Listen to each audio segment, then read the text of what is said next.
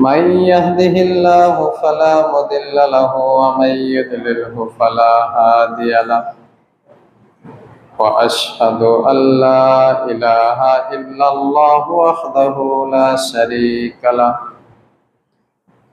وأشهد أن محمدا عبده ورسوله أرسله بالحق بشيرا ونذيرا وداعيا إلى الله بإذنه وسراجا منيرا أما بعد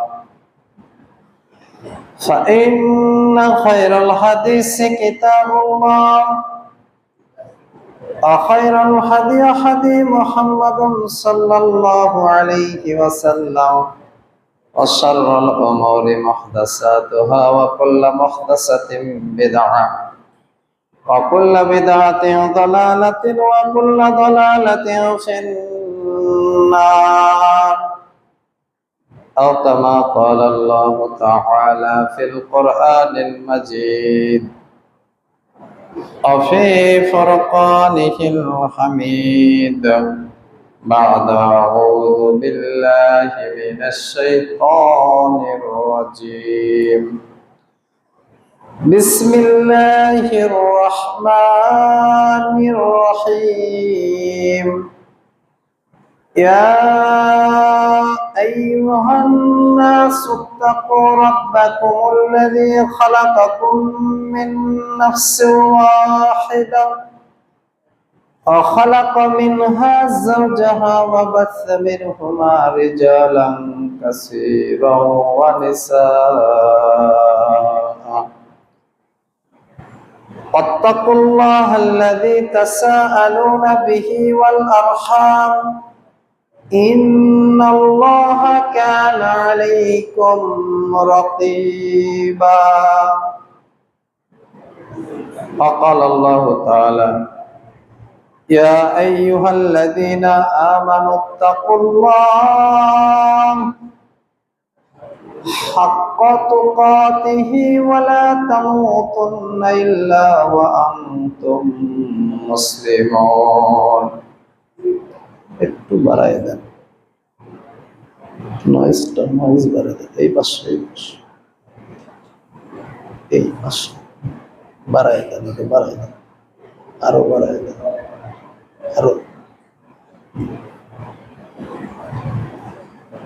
عن عائشة رضي الله تعالى عنها قال رسول الله صلى الله عليه وسلم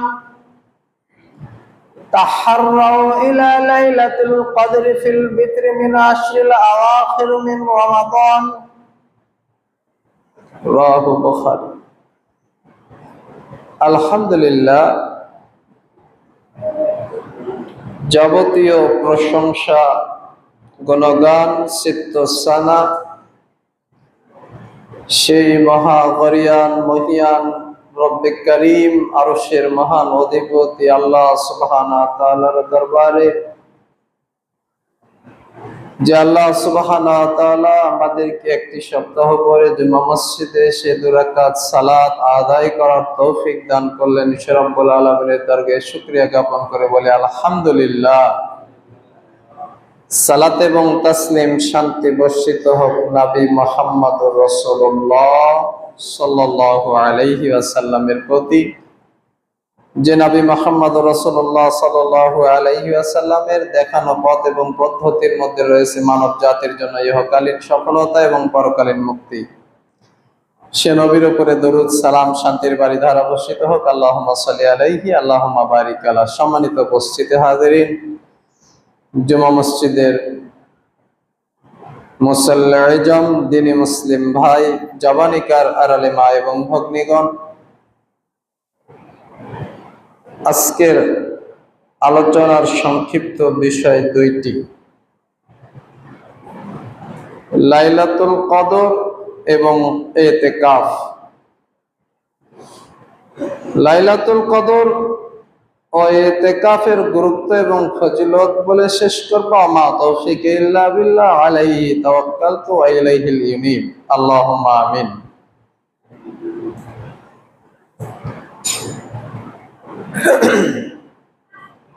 লাইলাতুল কদর শব্দটির সাথে আমরা মোটামুটি ভাবে সবাই পরিচিত আছি।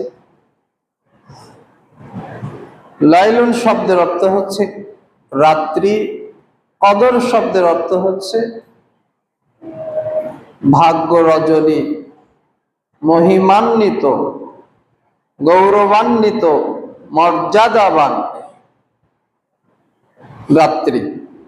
দুটি শব্দকে এক জায়গায় করলে যে অর্থ দাঁড়ায়, যেই রাত্রে আল্লাহ সুবহানাহু ওয়া তাআলা কোরআন নাজিলের মাধ্যমে রমাদানকে সম্মানিত করেছেন, গৌরবান্বিত করেছেন,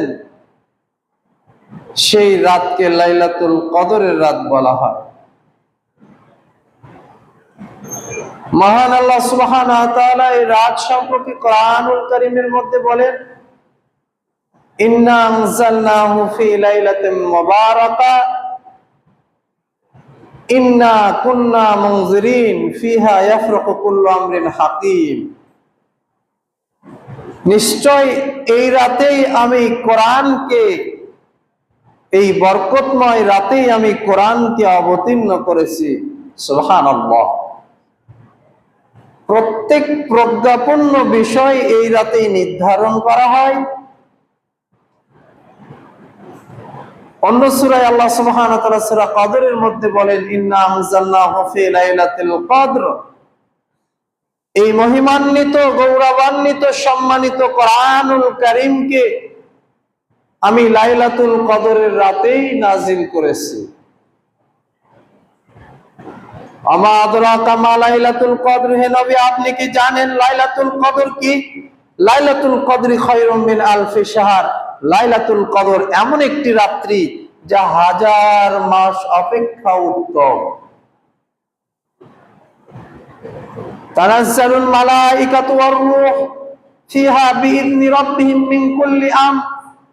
এই রাতে আর কি হয়? এই রাতে আল্লাহ সুবহানাহু ওয়া তাআলার পক্ষ থেকে অসংখ্য অগণিত ফেরেশতা মণ্ডলী তারা জমিনে নেমে আসে আসমান থেকে। আর কে আসেন? আর রূহ, ফেরেশতাদের যিনি লিডার, ফেরেশতাদের যিনি নেতা সত্তার, সেই জিবরাইল আমিন, রুহুল আমিন, তিনিও নেমে আসেন। কি করেন? ফিহা বিইذনি রাব্বিহিম মিন কুল্লি আমর। আল্লাহর পক্ষ থেকে আগামী 1 বছর যা কিছু হবে, পৃথিবীতে ভালো আর মন্দ যা কিছু ঘটবে, পৃথিবীতে ফেরেশতাদের যা কিছু দায়িত্ব রয়েছে, এই প্রজ্ঞাপন্য সমস্ত বিষয়গুলো ফেরেশতারা নিয়ে এই রাতে নাজিল হয়। ইয়া হাত্তা মাতলাইল ফাজর।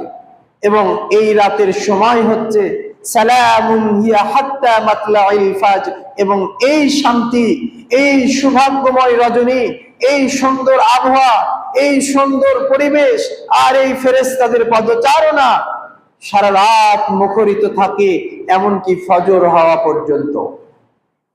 সম্মানিত উপস্থিতি হাজিরিন, উল্লেখিত সূরাতুল কদর এবং সূরা দুখানের 2টি আয়াত থেকে এই কথা প্রমাণিত হয় যে লাইলাতুল কদর একটি গৌরবান্বিত রাত, মহিমান্বিত রাত, সম্মানিত রাত। কেন? এই রাতেই কোরআন নাজিল হয়েছে। এই রাতেই আল্লাহ সুবহানাহু ওয়া তাআলার পক্ষ থেকে, আল্লাহ সুবহানাহু ওয়া তাআলার নিদর্শন আল কোরআন, যা আল্লাহ সুবহানাহু ওয়া তাআলার সিফাতের অংশ, কালামে পাক, আল্লাহ সুবহানাহু ওয়া তাআলার কথা, সেই কোরআনুল কারীম এই রাতেই নাজিল হয়েছে। সেই রাতটা কবে? আম্মাজান আয়েশা রাদিয়াল্লাহু তাআলা আনহাকে জিজ্ঞাসা করা হলো যে লাইলাতুল কদর সম্পর্কে আপনি কি জানেন? তিনি বললেন, ক্বালা রাসূলুল্লাহ সাল্লাল্লাহু আলাইহি ওয়াসাল্লাম, আমি রাসূল সাল্লাল্লাহু আলাইহি ওয়াসাল্লামকে বলতে শুনেছি, তাহাররাউ ইলা লাইলাতুল কদরি ফিল বিদ মিনাল আশরি মিন আখির রমাদান। রমাদান মাসের শেষ দশকের বেজর রাতগুলোতে লাইলাতুল কদর আছে। কখন লাইলাতুল কদর আছে? রমাদান মাসের শেষ দশকের বেজর রাত্রিগুলোতে। তাহলে বেজর রাতগুলোর মধ্যে 21শে রমাদান, 23শে রমাদান, 25শে রমাদান, 27শে রমাদান এবং 29শে রমাদান। এই 5টি রাতের কোনো একটি রাতে আল্লাহ সুবহানাহু ওয়া তাআলার পক্ষ থেকে লাইলাতুল কদর সংঘটিত হয় এবং লাইলাতুল কদর প্রতি বছরে যে একই সময়ে হবে এর কোনো নিশ্চয়তা নেই। কোন বছরে 21শে রমাদান হতে পারে, 25শে হতে পারে, 27শে হতে পারে, 29শে হতে পারে। এই জন্য রাসূল মুহাম্মদ সাল্লাল্লাহু আলাইহি ওয়াসাল্লাম বললেন, রমাদানের শেষ দশকে লাইলাতুল কদর রয়েছে এবং বেজর রাতগুলোতে। সম্মানিত উপস্থিতি হাজিরিন, দিনী মুসলিম ভাই, এই জন্য আমাদেরকে লাইলাতুল কদরকে তালাশ করতে হবে, খুঁজতে হবে। লাইলাতুল কদরের যে মর্যাদা রয়েছে, মর্তবা রয়েছে, গৌরব রয়েছে, ক্ষমা রয়েছে, এই সকল ক্ষমা মর্যাদাকে হাসিল করতে হবে। রাসূল মুহাম্মদ সাল্লাল্লাহু আলাইহি ওয়াসাল্লাম বলেন, মান কামা লাইলাতুল কদরি ঈমানান ওয়া ইহতিসাবান গফিরা লাহু মা তাকদ্দামা মিন জামবি। কোন ব্যক্তি যদি ঈমানের সাথে সওয়াবের আশায় লাইলাতুল কদরে রাত্রি জাগরণ করে, কামা দাঁড়িয়ে দাঁড়িয়ে সালাত আদায় করে, ওই ব্যক্তির অতীতের সমস্ত গুনাহগুলোকে আল্লাহ সুবহানাহু ওয়া তাআলা ক্ষমা করে দেবেন। লাইলাতুল কদর এমন একটি রাত, যে রাতে আপনি যদি দাঁড়িয়ে দাঁড়িয়ে ইবাদত করেন তাহলে 1000 মাস ইবাদত করলে যে সওয়াব, এক রাত্রি ইবাদত করলে সেই সওয়াব। লাইলাতুল কদর এমন একটি রাত, যে রাতে ইবাদত করলে 84 বছর ইবাদত করার যে সওয়াব, এক রাত্রি ইবাদত করলে সেই সওয়াব। যদি কোনো ব্যক্তিকে বলা হয় 84 বছর আপনি একটানা দাঁড়িয়ে দাঁড়িয়ে রাতে নফল সালাত আদায় করবে, ব্যক্তি অপারগতা স্বীকার করবে। এটা মানুষের পক্ষে হয়তো করতে পারে, কিন্তু প্রতি মাসে, প্রতি বছরে, বছরের 365 দিনে এভাবে সালাত আদায় করাও কষ্টকর। কিন্তু আল্লাহ নবী সাল্লাল্লাহু আলাইহি ওয়াসাল্লাম বললেন, যে ব্যক্তি লাইলাতুল, মহান আল্লাহ বললেন, যদি কেউ লাইলাতুল কদরে এক রাত্রি জেগে জেগে ইবাদত করে তাহলে সে 1000 মাস অর্থাৎ 84 বছর ইবাদত করলে যে সওয়াব, সেই সওয়াব তার আমলনামাতে লেখা হবে। আর কি করা হবে? তার অতীতের সমস্ত গুনাহকে আমি আল্লাহ ক্ষমা করে দেব, আমি আল্লাহ মাফ করে দেব। সে কত বড় পাপী এটা আমি দেখব না, তার অতীতের সব গুনাহকে আমি ক্ষমা করে দেব। কেউ যদি লাইলাতুল কদরের এক রাত্রি জেগে জেগে ইবাদত করতে পারে। প্রিয় দিনী মুসলিম ভাই, এই জন্য আমাদেরকে লাইলাতুল কদরকে তালাশ করতে হবে। এখন থেকে জোরালো প্রস্তুতি গ্রহণ করতে হবে যে রমজানের শেষ দশকে আমি যেন লাইলাতুল কদরকে হারিয়ে না ফেলি, আমি যেন লাইলাতুল কদরকে মিস না করি, লাইলাতুল কদর যেন আমার থেকে ছুটে না যায়। যে হাদিসটি বলতেছিলাম যে লাইলাতুল কদর রমাদানের শেষ দশকের বেজর রাতগুলোতে, আয়েশা রাদিয়াল্লাহু তাআলা বর্ণিত সহিহ বুখারীর 2017 নম্বর হাদিস। 2017 নম্বর হাদিস থেকে এই কথা স্পষ্ট প্রমাণিত হয় যে লাইলাতুল কদর রয়েছে রমজানের শেষ দশকে এবং বেজর রাতগুলোতে।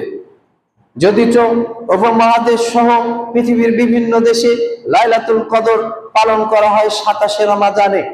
27শে রমাদানে লাইলাতুল কদরের পক্ষে সহি কোনো বিশুদ্ধ হাদিস নেই। কিছু বর্ণনা পাওয়া যায় লাইলাতুল কদর সম্পর্কে। রাসূল সাল্লাল্লাহু আলাইহি ওয়াসাল্লাম লাইলাতুল কদরের যে নিদর্শনগুলো বলেছেন, সেই নিদর্শনগুলো কোন সাহাবী যখন মিলেছে বলতেছে, আল্লাহর কসম, এই বছরে 27শে রমাদানে লাইলাতুল কদর হয়েছে। কোন সাহাবী বলেছে 29শে রমাদানে লাইলাতুল কদর হয়েছে। এরকম ভাবে লাইলাতুল কদরের নিদর্শনগুলো দেখে সাহাবীরা এরকম তাদের মত ব্যক্ত করেছে। এই কথাকে যদি আমরা নিয়ে এসে বলি, এই দেখো অমুক সাহাবী, তিনি লাইলাতুল কদর 27শে রমজানে হয়েছে, দলিল আছে, কি এটা গ্রহণযোগ্য হবে? লাইলাতুল কদর 27শে রমাদান হতে পারে, লাইলাতুল কদর 29শে রমাদান হতে পারে, 21শে রমাদানও লাইলাতুল কদর হয়ে যেতে পারে। এই জন্য লাইলাতুল কদর যে 27শে রমাদানে, এটাকে নির্দিষ্ট করা যাবে না। সম্মানিত উপস্থিতি হাজিরিন, বলতেছিলাম আল্লাহ নবী সাল্লাল্লাহু আলাইহি ওয়াসাল্লাম বলেন, মান মা মিন হাদিহি শার, তোমাদের মাঝে রমজান চলে এসেছে,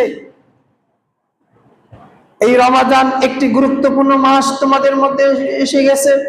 ওয়াফি লাইলাতুল কদরি আলফি শাহর, এবং এর মধ্যে রয়েছে এমন একটি রাত্রি যা 1000 মাস থেকে উত্তম। মান হরিমা মিনহু ফাকাদ হুরিমা কুল্লু আলাইহি, কোন ব্যক্তি যদি এই লাইলাতুল কদর থেকে একটি রাত থেকে বঞ্চিত হয়, সে মূলত খায়রা কুল্লি আলাইহি, সমস্ত কল্যাণ থেকে সে বঞ্চিত হয়ে গেল। যে ব্যক্তি লাইলাতুল কদরের কল্যাণ থেকে বঞ্চিত হয়ে গেল, সে মূলত সমস্ত কল্যাণ থেকেই বঞ্চিত হয়ে গেল। ওয়ালা মাহরুমুন ইল্লা খায়রা কুল্লাহা, আর প্রকৃত বঞ্চিত ব্যক্তি ছাড়া এই কল্যাণ থেকে কেউ বঞ্চিত হয় না। প্রকৃত বঞ্চিত ব্যক্তি মানে যার কোনো লাইলাতুল কদর অথবা রমাজানের শেষ দশক, এই শেষ দশকে লাইলাতুল কদর রয়েছে, এই শেষ দশকেই আল্লাহ সুবহানাহু ওয়া তাআলার পক্ষ থেকে কোরআনুল কারীম নাজিল হয়েছিল, সেই মহিমান্বিত লাইলাতুল কদর। এই কদরকে আমাকে পেতে হবে, আমার জীবনের গুনাহ খাতাগুলো ক্ষমা করে নিতে হবে, এই রাতে ইবাদত করে আমি হাজার মাস অপেক্ষা ইবাদত করার সওয়াব হাসিল করব, এইরকম কোনো প্রস্তুতি নেই। স্বাভাবিক রমজানের 8 দিনগুলোতে যেরকম ভাবে জীবন অতিবাহিত করে, ঠিক একই রকম ভাবে ওই শেষ দশকে বরং বেজর রাতগুলোতে একই ভাবে দিন অতিবাহিত করতেছে এবং ঘুমিয়ে থাকতেছে। মূলত এই ব্যক্তি মাহরুম, এই ব্যক্তি বঞ্চিত। আল্লাহ সুবহানাহু ওয়া তাআলা, আল্লাহ নবী সাল্লাল্লাহু আলাইহি ওয়াসাল্লাম এই কথাই বলেছেন যে বঞ্চিত ব্যক্তি ছাড়াই এখান থেকে কেউ বঞ্চিত হয় না। বঞ্চিত ব্যক্তি মানে নিজের ইচ্ছায় যে বঞ্চিত হলো, নিজের ইচ্ছায় যে রাত্র জাগরণ থেকে বিরত থাকলো, নিজের ইচ্ছায় যে লাইলাতুল কদর তালাশ থেকে নিজেকে ফারেক করে রাখলো, সেই মূলত বঞ্চিত ব্যক্তি। সম্মানিত উপস্থিতি হাজিরিন, তাই আমাদেরকে লাইলাতুল কদরের ব্যাপারে যত্নবান হতে হবে। লাইলাতুল কদরে আমি যদি একটা রাত ইবাদত করতে পারি, তাহলে হাজার মাস অপেক্ষা উত্তম ইবাদত করার সওয়াব আমি হাসিল করতে পারবো। এজন্য জোরালো প্রস্তুতি গ্রহণ করতে হবে। রাসূল মুহাম্মদ সাল্লাল্লাহু আলাইহি ওয়াসাল্লাম, সহিহ বুখারীতে একটি হাদিস এসেছে, রাসূল সাল্লাল্লাহু আলাইহি ওয়াসাল্লাম বলেন, আয়েশা রাদিয়াল্লাহু তাআলা বর্ণিত, তিনি বলেন যে যখন মিনাল আশকির আওয়াখির মিন রমাদান, রমাদানের শেষ দশক চলে আসতো, শাদ্দা মিজারুহু, রাসূল মুহাম্মদ সাল্লাল্লাহু আলাইহি ওয়াসাল্লাম তার লুঙ্গিকে শক্ত করে বেঁধে নিত। ওয়াহিয়া লাইলাহু, তিনি রাতকে জাগ্রত রেখে দিতেন। ওয়াইকাযা আহলাহু, এবং তিনি তার পরিবারকে জাগাতেন, পরিবারকে ডাকতেন যে ওঠো, লাইলাতুল কদর চলে এসেছে, লাইলাতুল কদর শুরু হয়ে গেছে, তোমরা ইবাদত বন্দেগী করো, তোমরা আল্লাহর কাছে ক্ষমা প্রার্থনা করো। আয়েশা রাদিয়াল্লাহু তাআলা বলেন, ইয়া রাসূলুল্লাহ, আমি যদি লাইলাতুল কদর পেয়ে যাই তাহলে আমি কি করব? রাসূল মুহাম্মদ সাল্লাল্লাহু আলাইহি ওয়াসাল্লাম বললেন, তখন তুমি আল্লাহর কাছে একটি বাক্যই বলো, প্রতিপালক তুমি আমাকে ক্ষমা করে দাও, তুমি আমাকে মাফ করে দাও। আল্লাহুম্মা ইন্নাকা আফুউন কারীম তুহিব্বুল আফওয়া ফাফু আন্নী, প্রতিপালক তুমি তো ক্ষমাকে পছন্দ করো, ক্ষমাকে ভালোবাসো, আমি তোমার কাছে ক্ষমা প্রার্থনা করতেছি, আমাকে তুমি ক্ষমা করে দাও। এই বাক্য তুমি বারবার বলো। লাইলাতুল কদরের যতগুলো ইবাদত রয়েছে, সালাত, কোরআন তেলাওয়াত, জিকির আজকার, তার মধ্যে সবচেয়ে দামি ইবাদত হচ্ছে আল্লাহর নিকটে ক্ষমার দোয়া করা। আল্লাহ সুবহানাহু ওয়া তাআলার কাছে ক্ষমার জন্য প্রার্থনা করতে হবে, দোয়া করতে হবে। এই কথা রাসূল মুহাম্মদ সাল্লাল্লাহু আলাইহি ওয়াসাল্লাম শিক্ষা দিলেন। বলতেছিলাম, রাসূল সাল্লাল্লাহু আলাইহি ওয়াসাল্লাম যখন শেষ দশক চলে আসতো, শাদ্দা মিজারুহু, তার লুঙ্গিকে, ইজারকে বেঁধে নিতেন। লুঙ্গি ইজার বাঁধা মানে হয়তো শহরের মানুষ নাও বুঝতে পারে, গ্রামের মানুষ এটা কিছুটা বুঝবে।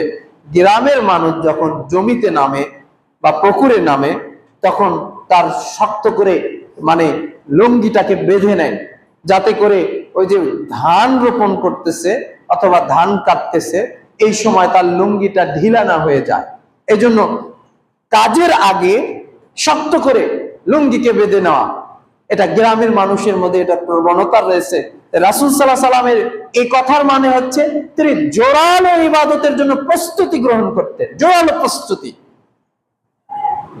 ওয়াহিয়া লাইলাহু, রাতকে তিনি জাগ্রত রেখে দিতেন, সারা রাত তিনি ঘুমাতেন না।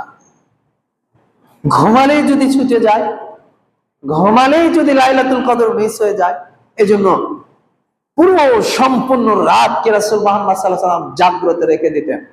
আমরা জাগতে পারবো না ইনশাআল্লাহ।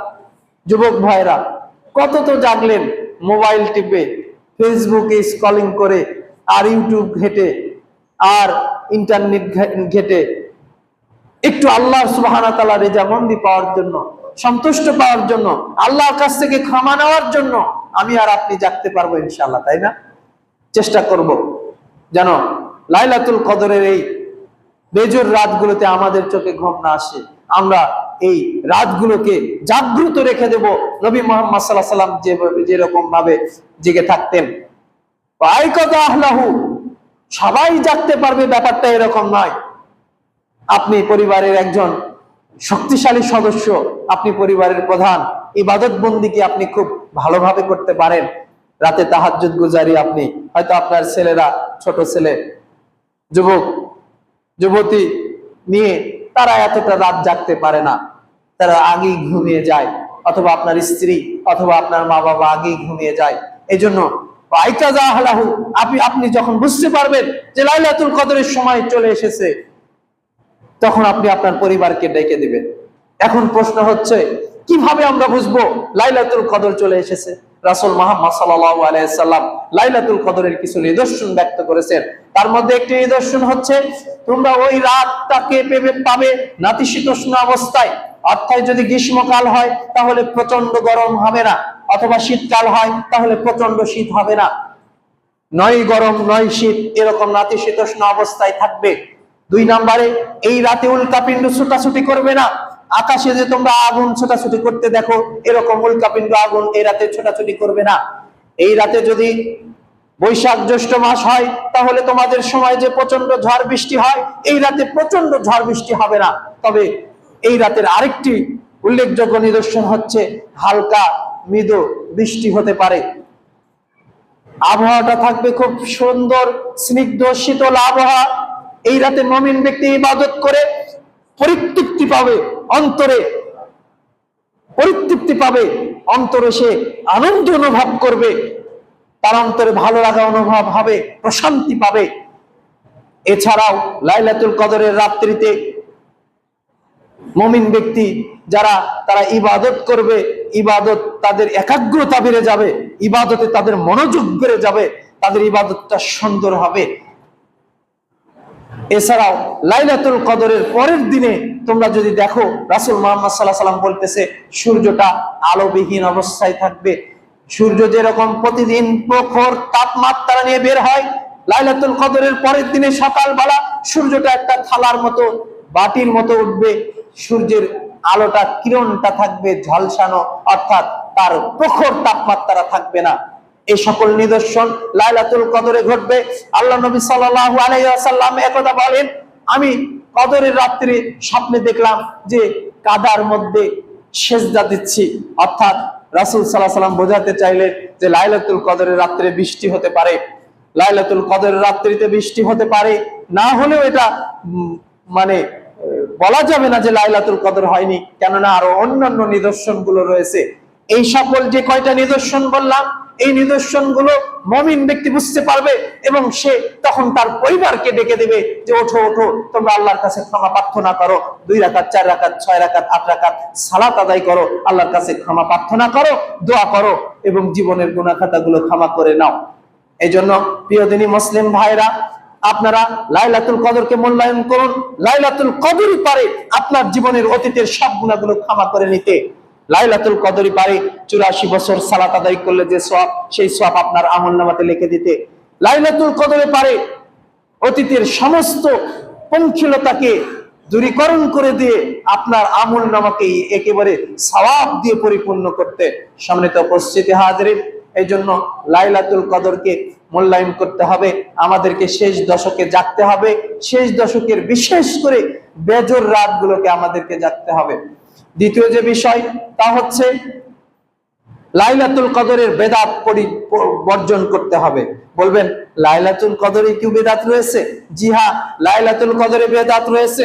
দেখবেন লাইলাতুল কদরের রাত্রি আমাদের দেশে শুধুমাত্র 27 রমাদানে লাইলাতুল কদর পালন করা হচ্ছে, এটা মোটেও ঠিক নয়। এটা মোটেও ঠিক নয় যে আপনি শুধু লাইলাতুল কদর 27 রমাদানে খুঁজবেন, কেননা রাসূল সাল্লাল্লাহু আলাইহি ওয়াসাল্লাম লাইলাতুল কদর 5 রাত্রিতে খুঁজেছে। আবু বকর, ওমর, ওসমান, আলী, লক্ষাধিক সাহাবী লাইলাতুল কদর সংগ্রাম রমজানের শেষ দশকের বেজর রাত্রিতে খুঁজেছে। আমি আর আপনি কেন রাসূল মুহাম্মদ সাল্লাল্লাহু আলাইহি ওয়াসাল্লাম এবং তার সাহাবীদের ব্যতিক্রম করতেছি? এটা আমাদেরকে খেয়াল রাখতে হবে। দ্বিতীয় ব্যাপার, দেখবেন লাইলাতুল কদরের ওই যে 27 রমাদান বললাম, তখন আসলেই ওই মাওলানা সাহেবরা, খতিব সাহেবরা তারা উঠে মেম্বারে উঠে বয়ান করতে থাকে। তারাবি শেষ হয়ে গেছে, 12টা 1টা পর্যন্ত বয়ান চলতেছে। কিসের বয়ান? লাইলাতুল কদরের বয়ান। এটা একটা বেদাতি পরিভাষা, বেদাতি পদ্ধতি। কেন আপনি এই রাতে বয়ান করলেন? রাসূল সাল্লাল্লাহু আলাইহি ওয়াসাল্লাম কি এই রাতে খুতবা দিয়েছিলেন? রাসূল সাল্লাল্লাহু আলাইহি ওয়াসাল্লাম কি এই রাতে সাহাবীদেরকে একত্রিত করে তাদেরকে ভাষণ বক্তৃতা শুনিয়েছিলেন? রাসূল সাল্লাল্লাহু আলাইহি ওয়াসাল্লাম তো এই রাতে কোন সাহাবীদেরকে বা স্ত্রী পরিজনকে ডেকে নিয়ে তাদেরকে কোরআন হাদিসের নসিহত করেননি, বরং তিনি তার পরিবারকে জাগ্রত করে দিয়েছিলেন ইবাদতের জন্য। আপনি ছেড়ে দেন মুসল্লিদেরকে, তারাবি হয়ে গেছে, ছেড়ে দেন, দ্রুত যে 2-1 ঘন্টা ঘুমিয়ে নিয়ে 12টা 1টায় উঠে যাক, এরপরে 3টা 4টা পর্যন্ত রাত্রি জাগরণ করুন। কেন আপনি 2 ঘন্টা আলোচনা করতে গেলেন? কি ফায়দা হবে আলোচনার মধ্যে দিয়ে? এই আলোচনার মধ্যে দিয়ে বরং এখান থেকে যে মুসল্লিরা ঘুমিয়ে যাবে, তারপরে সাহারি খাওয়ার জন্য ফজরের আগে উঠবে, লাইলাতুল কদর ছুটে যাবে। এজন্য এই বেদাতকে পরিহার করতে হবে। লাইলাতুল কদরকে কেন্দ্র করে অনেক মসজিদে মসজিদে দেখা যায় আলোকসজ্জা করা হয়। অনেক মসজিদে মহল্লাতে তারা কবর জিয়ারত করার জন্য ছুটে যায় মাওলানা সাহেবকে নিয়ে। আছে না এরকম? যে আজকে যেহেতু লাইলাতুল কদর, আজকে আমরা একটু যে কবর জিয়ারত করে আসি। লাইলাতুল কদরকে কেন্দ্র করে কবর জিয়ারত করা বেদাত। লাইলাতুল কদরকে কেন্দ্র করে আলোচনা সভা করা বেদাত। লাইলাতুল কদরকে কেন্দ্র করে খাওয়া দাওয়ার আয়োজন করা বেদাত। দেখবেন অনেক এলাকা মহল্লা শহর অঞ্চলে দেখা যায় লাইলাতুল কদরের দিনে বিশেষ পার্টি। কি পার্টি? বিশেষ পার্টি, সাহারির বিশেষ পার্টি, ইফতারের না। এই লাইলাতুল কদরের রাত্রে সাহারি হবে। এখন এই সাহারিকে কেন্দ্র করে যারা আয়োজক কমিটি তারা ব্যস্ত, যারা এখানে আসবে রাত্রি উঠে সাহারি খেতে যেতে হবে, এখানে তারাও ব্যস্ত, আগে আগে ঘুমিয়ে গিয়েছে, সাহারি খাওয়া নিয়ে সবাই ব্যস্ত, লাইলাতুল কদরকে ছুটে দিয়েছে। এই সকল বেদাতি কর্মকাণ্ডকে পরিহার করতে হবে। লাইলাতুল কদর কেন্দ্র করে আপনার এই যে সাহারি পার্টিকে বর্জন করতে হবে। লাইলাতুল কদরকে কেন্দ্র করে এই আলোচনা সভা বন্ধ করতে হবে। লাইলাতুল কদরকে কেন্দ্র করে এই আলোকসজ্জা বন্ধ করতে হবে। লাইলাতুল কদরকে কেন্দ্র করে এই কবর জিয়ারত বন্ধ করতে হবে। লাইলাতুল কদর কেবলমাত্র আপনার ইবাদতের জন্য কাজ করতে হবে। ইশার সালাত পড়ে আপনি ঘুমিয়ে যান, এরপরে 12টা 12:30 1টায় উঠে যান। ইশার সালাত হচ্ছে 8টা 8:30টায়। যদি এখান থেকে ঘুমান তাহলে 12টা পর্যন্ত 3 ঘন্টা 4 ঘন্টা ঘুমানো যাবে। এরপরে আপনি উঠে যান, উঠে যেয়ে আপনি 2 রাকাত সালাত আগে হালকা করে পড়ে নিন, অজুর সালাত যেটা। এরপরে 2 করে আপনি সালাতকে দীর্ঘ করুন, কামা দাঁড়িয়ে থাকুন। আল্লাহ নবী সাল্লাল্লাহু আলাইহি ওয়াসাল্লাম বলেছেন, ঈমানের সাথে সওয়াবের আশায় কেউ যদি লাইলাতুল কদরে দাঁড়িয়ে দাঁড়িয়ে সালাত আদায় করে তার জীবনের গুনাহ ক্ষমা হয়ে যাবে। এই কথা মুহাম্মদ সাল্লাল্লাহু আলাইহি ওয়াসাল্লাম বলেছেন। আপনি দাঁড়িয়ে দাঁড়িয়ে সালাত আদায় করুন। অন্যান্য দিনে যেরকম রুকু করেন তার থেকে দীর্ঘ রুকু করুন। অন্যান্য দিনে যেরকম সিজদা করেন তার থেকে দীর্ঘ সিজদা করুন। অন্যান্য দিনে যেরকম কিরাত পড়েন তার থেকে দীর্ঘ কিরাত পড়ুন। বলবেন, হুজুর আমার তো ওই বড় সূরা মুখস্থ নেই, সূরা নাসার, ফালাক আর ইখলাস পারি, এটা দিয়ে আমি কিভাবে সালাতকে দীর্ঘ করব? আপনি এক সূরা 5 বার বলুন। আপনি সূরা ইখলাস পারেন 10 বার বলুন, সূরা নাস পারেন 20 বার বলুন, ওই সূরায় বারবার বলুন, বারবার বলে আপনার সালাতটাকে দীর্ঘ করে দিন। আপনি রুকুতে যে সিজদায় দিয়ে সুবহান রাব্বিয়াল আযীম, সুবহান রাব্বিয়াল আলা, এই বাক্যগুলো আপনি 3 বার যেখানে বলেন সেখানে 21 বার বলুন, 29 বার বলুন, 49 বার বলুন, বেশি বেশি করে বলুন। এভাবে আপনার নামাজকে দীর্ঘ করে দেন। বলবেন, 2 ঘন্টা অনেকক্ষণ যাবত সালাত আদায় করেছি, এখন আর দাঁড়াতে পারছি না, কি করব? এখন কোরআন তেলাওয়াত করুন, এখন জিকির আজগার করুন, এখন আল্লাহর কাছে প্রার্থনা করুন, দোয়া করুন।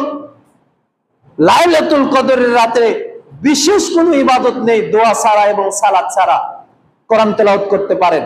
কোরআন তেলাওয়াত, জিকির আজগার আর আপনার আল্লাহর কাছে প্রার্থনা করা, সালাতের মাধ্যমে এবং মোনাজাতের মাধ্যমে। এ ব্যতীত লাইলাতুল কদরের খাস করে অন্য কোনো আমল নেই। এই জন্য আমরা লাইলাতুল কদরে প্রথম যে ইবাদত করব তা হচ্ছে দাঁড়িয়ে দাঁড়িয়ে সালাত আদায় করব। সালাত আদায়ে যদি ক্লান্তি এসে যায় তখন কোরআন তেলাওয়াত করব। তারপরে যদি ক্লান্তি এসে যায় তখন আমরা জিকির আজগার করব। তারপরে যদি ক্লান্তি এসে যায় আল্লাহর কাছে সিজদা অবনত হয়ে প্রার্থনা করব। কায়মান বাক্যে মোনাজাত, হাত উঠিয়ে আল্লাহর কাছে দোয়া করব, নিজের কল্যাণের জন্য, নিজের অতীতের গুনাহ খাতার জন্য, নিজের পরিবার পরিজন, আমাদের পিতামাতা যারা মারা গিয়েছে তাদের জন্য দোয়া করব। সম্মানিত উপস্থিতি হাজিরিন, বলতেছিলাম এভাবে যতক্ষণ পর্যন্ত ফজর উদিত না হয়, মুয়াজ্জিন আযান না দেয়, ততক্ষণ পর্যন্ত লাইলাতুল কদর চলতে থাকে।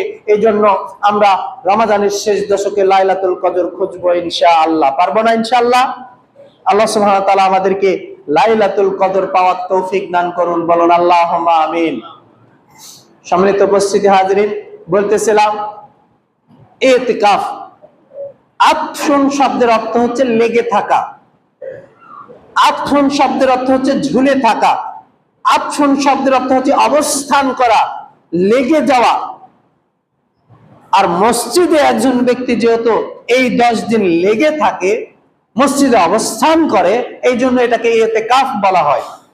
ইব্রাহিম আলাইহিস সালাম এবং ইসমাঈল আলাইহিস সালামকে মহান আল্লাহ সূরা বাকারার মধ্যে বলেন, আতাকাফু ফিল মাসাজিদ, তোমরা মসজিদকে পরিষ্কার করো, মসজিদকে সুন্দর করে দাও, মসজিদকে ঝাড়ু দিয়ে দাও, এখানে যারা ইতিকাফ করবে তাদের জন্য।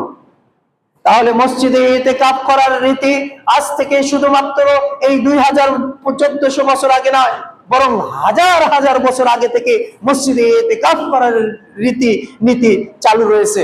সম্মানিত উপস্থিতি হাজিরিন, ইতিকাফের ফজিলত কি? কোন ব্যক্তি যদি সওয়াবের আশায়, নেকির আশায় ইতিকাফ করে, তাহলে আল্লাহ সুবহানাহু ওয়া তাআলা এই 10 দিনের ইতিকাফের বিনিময়ে তার সমস্ত গুনাহ খাতাগুলো আল্লাহ ক্ষমা করে দিবে।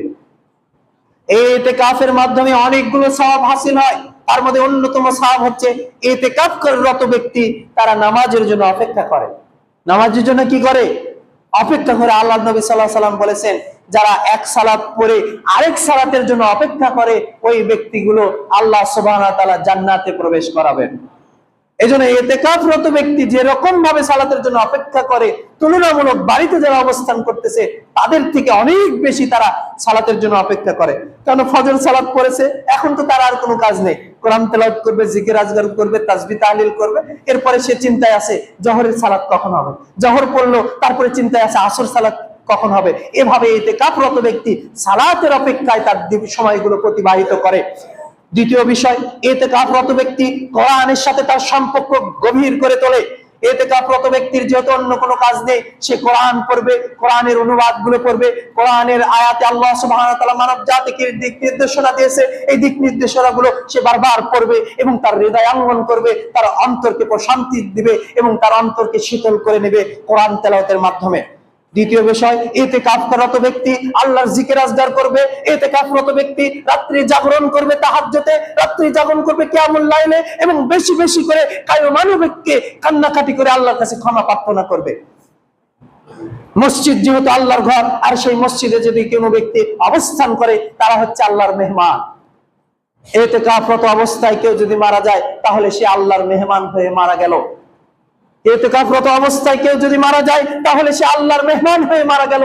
এটা বড় ফজিলতের বিষয়। এজন্য সম্মানিত উপস্থিতি হাজিরিন, আপনারা যারা যুবক ভাইরা রয়েছেন, ইতিকাফের জন্য মনোনিবেশ করুন।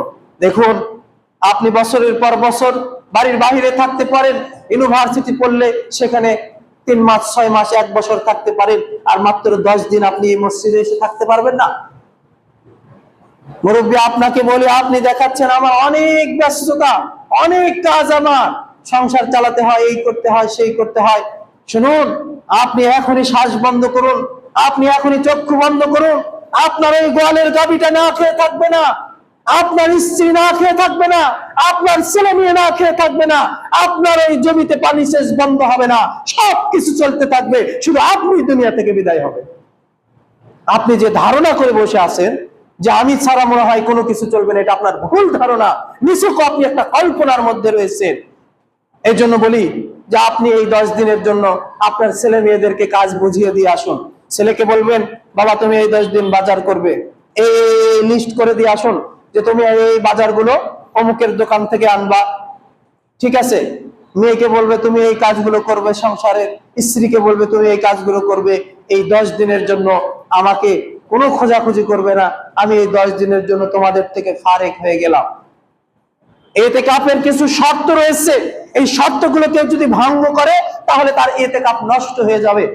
ইতিকাফকারীর জন্য জানাজাতে না যাওয়াই সুন্নাত, ইতিকাফকারীর জন্য জানাজার নামাজ না পড়াই সুন্নাত, মৃত ব্যক্তিকে না দেখাই সুন্নাত। মৃত মারা গিয়েছে, জানাজা করা আপনার জন্য না যাওয়াই সুন্নাত, মানে আপনার ইতিকাফ যাতে ছুটে না যায়।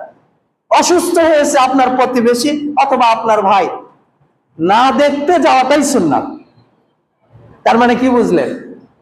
এতে অসুস্থ ব্যক্তিকে দেখা অনেক ফজিলত, জানাজা করলে 1 কেরাত সওয়াব হয়, মাটি দিলে আরো 1 কেরাত সওয়াব হয়। আল্লাহ নবী সাল্লাল্লাহু আলাইহি ওয়াসাল্লাম বলতেছে ইতিকাফরত ব্যক্তির ওই জানাজাতে না যাওয়া এবং অসুস্থ ব্যক্তিকে না দেখাটাই আমার সুন্নাত। এই জন্য ইতিকাফরত অবস্থায় কারোর সাথে গল্পগুজব করবেন না, অহেতুক কথাবার্তা ইতিকাফরত অবস্থায় করবেন না, বিনা প্রয়োজনে মসজিদের গেটের বাইরেও যাবেন না। মসজিদের এরিয়ার বাইরে বা মসজিদ থেকে বাড়িতে যাওয়া তো অনেক দূর কাবাত, অনেক বড় বিষয়, কিন্তু আপনি মসজিদের এই গেটের বাইরে যাবেন না জরুরত ছাড়া। জরুরত মানে অজুর প্রয়োজন হয়েছে অজুখানায় যান, পেশাব পায়খানার প্রয়োজন হয়েছে আপনি বাথরুমে যান, এতটুকু। খাবারের প্রয়োজন আপনি কাউকে পাঠিয়ে দেন আপনার বাড়িতে, যে বলো অমুক খাবার চাইলো, খাবার আসবে। স্ত্রীর সাথে কথোপকথন করতে পারেন, নিষেধ নেই। স্ত্রীর সাথে কথোপকথন করা যাবে না মর্মে যারা বলেছে তারা ভুল বলেছে। স্ত্রীর সাথে তো কথা বলা যাবে, স্ত্রীকে স্পর্শ করা যাবে, কিন্তু চুম্বন করা যাবে না। স্ত্রী সহবাস নিষেধ এবং চুম্বন নিষেধ, তাহলে ইতিকাফ ভেঙে যাবে। বলতেছিলাম আল্লাহ নবী সাল্লাল্লাহু আলাইহি ওয়াসাল্লাম ইতিকাফ অবস্থায় যে স্পর্শ বৈধ, আল্লাহ নবী সাল্লাল্লাহু আলাইহি ওয়াসাল্লাম ইতিকাফ অবস্থায় মসজিদে নববীর মধ্যে বসতেন এবং তার জানালা দিয়ে তার মাথাটাকে এগিয়ে দিতেন, এবং তার ঘরের সাথেই, মসজিদের সাথেই ছিল রাসূল মুহাম্মদ সাল্লাল্লাহু আলাইহি ওয়াসাল্লামের ঘর। আয়েশা রাদিয়াল্লাহু তাআলা আনহা জানালা দিয়ে ওই চিরুনিটা নিয়ে রাসূল সাল্লাল্লাহু আলাইহি ওয়াসাল্লামের মাথাটা আশ্রিয়ে দিতেন। এই যে তিনি স্পর্শ করতেন, এতে করে রাসূল সাল্লাল্লাহু আলাইহি ওয়াসাল্লামের ইতিকাফ নষ্ট হয়নি। এ থেকে বোঝা যায় আপনার স্ত্রী আপনার কাছে আসতে পারে, দুই একটা প্রয়োজনীয় কথা আপনার সাথে বলতে পারে, প্রয়োজনে আপনি তার হাতে হাত লাগাতে পারেন, সমস্যা নেই। কিন্তু কাম প্রবৃত্তি নিয়ে যদি আপনি তার সাথে চলাফেরা করেন তাহলে ইতিকাফ ভেঙে যাবে। সম্মানিত উপস্থিতি হাজিরিন, মহিলারা, পুরুষগণ তো ইতিকাফ করবে, মহিলারাও ইতিকাফ করবে। সহিহ বুখারীর 2026 নম্বর হাদিসের মধ্যে আয়েশা রাদিয়াল্লাহু তাআলা, আনাস বিন মালিক রাদিয়াল্লাহু তাআলা আয়েশা রাদিয়াল্লাহু তাআলা বলেন, তিনি বলতেছে যে রাসূল সাল্লাল্লাহু আলাইহি ওয়াসাল্লামের অভ্যাস ছিল তিনি প্রতি বছর রমাদানে ইতিকাফ করতেন। এবং কি ওয়াফাতুন নবী সাল্লাল্লাহু আলাইহি ওয়াসাল্লাম, যতক্ষণ পর্যন্ত না তিনি আল্লাহর ডাকে সাড়া দিয়েছেন অর্থাৎ মৃত্যুবরণ করেছে, ততক্ষণ পর্যন্ত এই সুন্নাতটা তিনি জারি রেখেছিলেন। ইতিকাফ একটি গুরুত্বপূর্ণ সুন্নাত, যে সুন্নাত মুহাম্মদ সাল্লাল্লাহু আলাইহি ওয়াসাল্লাম প্রতি বছর করতেন, এবং কি যে বছরে তিনি মৃত্যুবরণ করবেন সেই বছরে তিনি 20 দিন ইতিকাফ করেছিলেন। 20 দিন একটানা ইতিকাফ করেছিলেন, যে বছরে তিনি মৃত্যুবরণ করবেন। সম্মানিত উপস্থিতি হাজিরিন, আয়েশা রাদিয়াল্লাহু তাআলা এই একই হাদিসে বলেন, যখন রাসূল সাল্লাল্লাহু আলাইহি ওয়াসাল্লাম মৃত্যুবরণ করলেন, আমরা তো তার সাথে ইতিকাফে বসতামই, কিন্তু তিনি যখন মৃত্যুবরণ করলেন তারপরে আমরা ইতিকাফকে আমাদের জন্য জরুরি করে নিলাম, অর্থাৎ এরপরে আমরা ইতিকাফ ছাড়তাম না, আমরা ইতিকাফে বসতামই। কোনো না কোনো স্ত্রী তারা মসজিদে নববীতে এক সাইডে তারা ইতিকাফে বসতো। তার মানে মহিলারাও ইতিকাফে বসবে। মহিলাদের এখানে পৃথক জায়গা রয়েছে, মহিলারা চাইলে মহিলা জায়গাতে ইতিকাফ করবে, পুরুষেরা এখানে পুরুষের জায়গাতে ইতিকাফ করবে। ইতিকাফ একটি বড় ইবাদত, ইতিকাফ একটি ক্ষমার ইবাদত, ইতিকাফ একটি মাগফিরাতের ইবাদত, নাজাতের ইবাদত। অতএব আমরা ইতিকাফের মাধ্যমে আল্লাহর কাছাকাছি যে আল্লাহ সুবহানাহু ওয়া তাআলা আমাদেরকে যেন আল্লাহর প্রিয় বান্দা এবং বান্দি হিসেবে কবুল করে। সকলে বলেন আমিন ইয়া রাব্বাল আলামিন।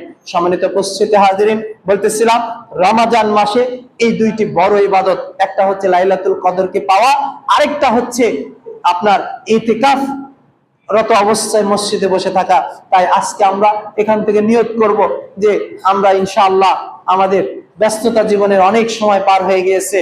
যার জীবন এখন 60 বছর, সে বালেগ হওয়ার পর থেকে 50 বছর 50টি রমাদান পার করে দিয়েছে, এখনো ইতিকাফ করার সুযোগ হয়নি। আপনি কি মনে করতেছেন যে আগামী বছরে করব? আপনার হায়াত শেষ হয়ে গেল, মালাকুল মাউত চলে আসলো, তাহলে আপনি কিভাবে ইতিকাফ করবেন? এই জন্য ইতিকাফ করতে হবে আপনাকে। ইতিকাফের জন্য জোরালো প্রস্তুতি গ্রহণ করতে হবে। ইতিকাফ সুন্নাত আমল হলেও এর মর্তবা মর্যাদা অনেক বেশি। আরেকটি মাসালা, তা হচ্ছে ইতিকাফের জন্য জুমা মসজিদ শর্ত। ওয়াক্তিয়া মসজিদে ইতিকাফ হবে না। কারণ ওয়াক্তিয়া মসজিদে যদি ওখানে ইতিকাফ করেন, আপনি ধরেন ওই পাশে একটা ওয়াক্তিয়া মসজিদ আছে, আপনি ইতিকাফে বসেছেন, জুমার নামাজ তো পড়তে হবে আপনাকে, ওখানে তো জুমা হয় না। এই জন্য ইতিকাফের জন্য জুমা মসজিদ শর্ত। অনেক মহিলাদেরকে দেখা যায় বাড়িতে ইতিকাফে বসে, এগুলো বেদাতি পদ্ধতি। বাড়িতে ইতিকাফ হবে না, বাড়িতে ইতিকাফ হবে না। ইতিকাফের জন্য আপনাকে জুমা মসজিদে আসতে হবে, কেননা আপনাকে ওই সালাত আদায় করতে হবে, এখানে জুমার সালাত আদায় করতে হবে। এই জন্য নারী এবং পুরুষ একই বিধান, ইতিকাফের জন্য জুমা মসজিদে আসতে হবে। আল্লাহ সুবহানাহু ওয়া তাআলা আমাদেরকে রমজান মাসে 5 ওয়াক্ত সালাত আদায় করার তৌফিক দান করুন, আল্লাহুম্মা আমিন। রমজান হচ্ছে ট্রেনিং এর মাস, এখান থেকে আপনি ট্রেনিং নেবেন। 5 ওয়াক্ত সালাত আদায় করতে হবে। ফজরে কিভাবে উঠতে হবে আমাদের প্রতিদিন অভ্যাস হচ্ছে না? ফজরে ওঠার অভ্যাস হচ্ছে, এই রমজান পার হয়ে গেল, অভ্যাস বিদায় হয়ে গেল, তাহলে হবে না। আপনার ভিতরে তাকওয়া রাখতে হবে যে রমজান মাসে আমি যেভাবে আল্লাহকে ভয় করেছি, সারাদিন না খেয়ে থেকেছি, ফাহিশা কথা বলিনি, ছবি সিনেমা দেখিনি, অন্যায় অশ্লীল কর্ম করিনি, সুদ ঘুষ খাইনি, ঠিক একই রকম ভাবে আমি আমার সারা জীবন এই রমজানের মতো কাটাবো ইনশাআল্লাহ। রমজানে যেরকম 5 ওয়াক্ত সালাত জামাতে পড়েছি, ঠিক একই রকম ভাবে আমি অন্যান্য মাসে 5 ওয়াক্ত সালাত জামাতে পড়বো। রমজান মাসে আমি যেভাবে আল্লাহকে সর্বক্ষণ ভয় করেছি, ওই রকম ভাবে আমার জীবনের শেষ নিঃশ্বাস পর্যন্ত সর্বক্ষণ আল্লাহ সুবহানাহু ওয়া তাআলাকে ভয় করব। রমজান মাসে যেরকম আমি পর্দাপোশিতার প্রতি খেয়াল রেখেছি, যে রোজা আছি, বাইরে যাওয়া যাবে না, পরপুরুষের সাথে গল্প করা যাবে না, ঠিক একই রকম ভাবে অন্য মাসগুলোতে, অন্য সময়গুলোতে, প্রতিটা মুহূর্তে, প্রতিটা ক্ষণে আল্লাহকে এইভাবে ভয় করব। আল্লাহ সুবহানাহু ওয়া তাআলা আমাদেরকে তৌফিক দান করুন, বলো আল্লাহুম্মা আমিন। প্রতিপালক আপনি বড় রহমান, আপনি বড় দয়াবান। আমরা অনেক গুনাহগার, আমাদের জীবনের সমস্ত গুনাহ খাতাগুলো আপনি ক্ষমা করে দিন রব্বুল আলামিন। আমরা যারা অভাবী রয়েছি, আপনি আপনার নিজ অনুগ্রহ দিয়ে আমাদেরকে সচ্ছল করে দিন রব্বুল আলামিন। আমরা যারা অসুস্থ রয়েছি, আপনি শাফি, আপনি কল্যাণকারী, আপনি শেফাদানকারী, আপনি আমাদেরকে নিজ অনুগ্রহ দিয়ে আমাদেরকে রোগ থেকে আরোগ্য হওয়ার তৌফিক দান করুন, আল্লাহুম্মা আমিন রব্বুল আলামিন। আমাদের যারা বৃদ্ধরা রয়েছে, তাদেরকে রমজান পূর্ণ সিয়াম গুলো ভালোভাবে থাকার তৌফিক দান করুন। যারা সিয়াম থাকতে পারতেছে না, তাদেরকে ফিদিয়া দেওয়ার তৌফিক দান করুন রব্বুল আলামিন। আমাদের পিতামাতা, আত্মীয় স্বজন যারা দুনিয়া থেকে বিদায় হয়ে গেছে, তাদের কবরগুলোকে আপনি জান্নাতুল ফেরদাউসে হিসাবে কবুল করুন। হাযা মা ইনদানা ওয়া ইলমুকুম ওয়া লাআল্লাকুম তাশকুরুন। ওয়া সাল্লাল্লাহু আলা নাবিয়িনা মুহাম্মদ। সুবহানাকাল্লাহুম্মা ওয়া বিহামদিকা আশহাদু আল্লা ইলাহা ইল্লা আনতা আস্তাগফিরুকা ওয়া আতুবু ইলাইক।